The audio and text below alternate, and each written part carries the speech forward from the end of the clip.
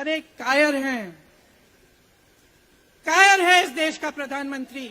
लगा दो केस मुझ पर, जेल ले जाओ मुझे भी, लेकिन सच्चाई ये है कि इस देश का प्रधानमंत्री कायर है, अहंकारी है और इस देश की बहुत पुरानी परंपरा है। इस देश की बहुत पुरानी परंपरा है, हिंदू धर्म की पुरानी परंपरा है कि अहंकारी राजा को जनता जवाब देती है। जो सोचता है कि हमें अपमानित करके हमें डराएंगे, हमें धमकाएंगे, जो सोचता है कि तमाम एजेंसियों को लगाकर हम पे छापे मारकर हमसे कुछ भी कर ले, हमको हमें डराएंगे, वो गलत सोचते हैं। हम डरने वाले साथियों, मैं आपसे कहना चाहती हूं, बहुत हो गया है, बहुत हो गया है। मैं जानती हूं आप पर कितना दबाव है, मैं जानती हूं कि आपको लाइन भेजी जाती है कि आज आपको ये कहना है, आज आपको ये लिखना है, लेकिन आपकी एक बहुत बड़ी जिम्मेदारी है। आज लोकतंत्र खतरे में है। अगर सरकार सवाल उठाने वाले को 8 सालों के लिए संसद से निकाल सकती है, अगर कह सकती है कि तुम्हें चुनाव लड़ने की ही इजाजत नहीं है, तो बहुत गड़बड़ है, बहुत गलत हो रहा है और ये लोकतंत्र के लिए ठीक नहीं है, ये इस देश के लिए ठीक नहीं है। जब आप पत्रकार बने, शुरू में जब आप काम के लिए आए, तो आपके दिल में भी ये होगी बात कि देश के लिए मैं सच्चाई बोलूंगा, मैं सच्चाई बोलूंगी। आज आप बोल नहीं पा रहे हैं, हिम्मत करिए, खड़े हो जाइए आप भी। कभी कभी मैं सोचती हूं, मुझे समझ में नहीं आता कि पब्लिक क्या सोच रही है, क्या देख नहीं रही है क्या हो रहा है, क्या आपको दिख नहीं रहा है कि आपकी सारी संपत्ति लूटी जा रही है, एक आदमी को दी जा रही है, गिने चुने उद्योगपतियों को सब कुछ दिया जा रहा है। किसकी संपत्ति है? ये राहुल गांधी की संपत्ति है, ये आपकी संपत्ति है। ये पीएसयू किसके हैं, किसके लिए बनाए गए? आपके लिए बनाए गए, जो ऐसे एक के बाद एक इनको बेचे जा रहे हैं, दिए जा रहे हैं।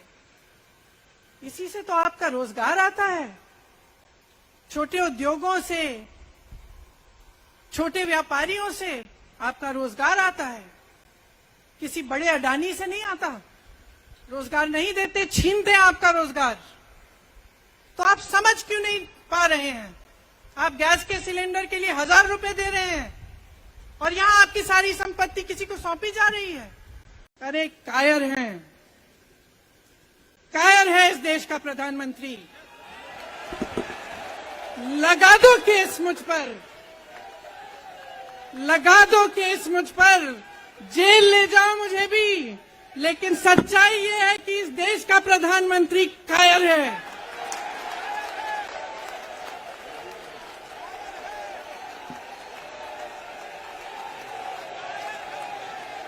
अपनी सत्ता के पीछे छुपा हुआ है,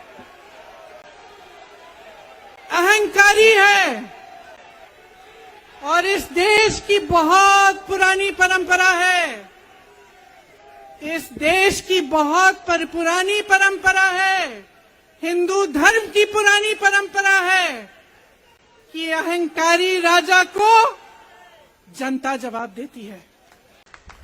इस देश के लोकतंत्र को मेरे परिवार के खून ने सींचा है और जो सोचता है कि हमें अपमानित करके हमें डराएंगे, हमें धमकाएंगे, जो सोचता है कि तमाम एजेंसियों को लगाकर हम पे छापे मारकर हमसे कुछ भी कर ले, हमको हमें डराएंगे, वो गलत सोचते हैं। हम डरने वाले नहीं हैं। हम और मजबूती से लड़ेंगे। हम इस देश के लोकतंत्र के लिए कुछ भी करने के लिए तैयार हैं। कि ये पूरी सरकार, ये सारे मंत्री, ये सारे सांसद एक आदमी को बचाने की क्यों इतनी कोशिश कर रहे हैं? इस अडानी में है क्या कि इसको आप सारी संपत्ति दे रहे हो देश की? 20 हजारों करोड़ शेल कंपनियों में इनके हैं। और आप इन पे इंक्वायरी नहीं कर सकते। ये अडानी है कौन कि आप सब उनका नाम उठते ही बौखला जाते हैं और उनको बचाने में लग जाते हैं। यहां पे बैठे हुए मेरे मन में एक पुरानी बात आई, 32 साल पुरानी बात है। मई 1991 की बात है। मेरे पिता की शव यात्रा तीन मूर्ति भवन से निकल रही थी। अपनी मां के साथ और अपने भाई के साथ हम एक गाड़ी में बैठे थे। सामने भारतीय सेना की एक ट्रक थी, फूलों से लदी हुई थी। उसके ऊपर मेरे पिताजी का शव था। थोड़ी देर काफिला चला, 5-10 मिनट चला, फिर राहुल कहने लगे मैं उतरना चाहता हूं। तो मां ने मना किया। उस समय सुरक्षा का भी बहुत था, तो मां ने कहा नहीं तुम उतर नहीं सकते। राहुल ने जिद की नहीं मैं उतरूंगा। मैंने मां से कहा मां उतरने दो। राहुल गाड़ी से उतरा, उस सेना की ट्रक के पीछे खड़ा होके चलने लगा और तीन मूर्ति से लेके कड़ी धूप में अपने पिता के जनाजे के पीछे पीछे पैदल चलते चलते चलते चलते यहां पहुंचा। इस जगह से कुछ 400-500 गज दूर यहां पर मेरे शहीद पिता के अंतिम संस्कार मेरे भाई ने किए।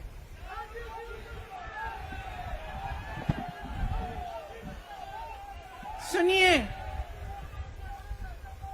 वो चित्र मेरे दिमाग में अभी भी है, मेरे मन में है।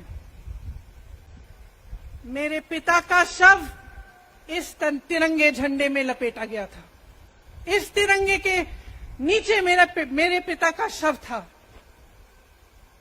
और उसके पीछे चलते चलते मेरा भाई यहां आया। उस शहीद पिता का अपमान भरी संसद में किया जाता है। उस शहीद के बेटे को आप देशद्रोही कहते हैं, आप मीर जाफर कहते हैं, उसकी आप मां का अपमान करते हैं। आपके मंत्री मेरी मां का अपमान भरी संसद में करते हैं। आपके एक मुख्यमंत्री कहते हैं कि राहुल गांधी को पता भी नहीं है कि उनका पिता कौन है। आपके प्रधानमंत्री भरी संसद में खड़े होकर कहते हैं कि ये परिवार नेहरू नाम को इस्तेमाल क्यों नहीं करता। पूरे परिवार का अपमान करते हैं। कश्मीरी पंडित समाज के रिवाज का अपमान करते हैं, जिसके तहत एक बेटा अपने बाप के मरने पर पगड़ी पहनता है, परिवार की परंपरा को आगे बढ़ाता है।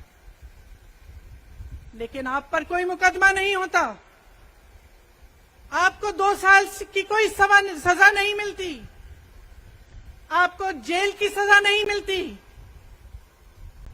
आपको संसद से कोई बाहर नहीं निकालता, आपको मना नहीं करता कि 8 सालों के लिए आप चुनाव नहीं लड़ सकते। क्यों? मैं पूछना चाहती हूं क्यों? TheFollowUp.in. Like, share, and subscribe. www.thefollowup.in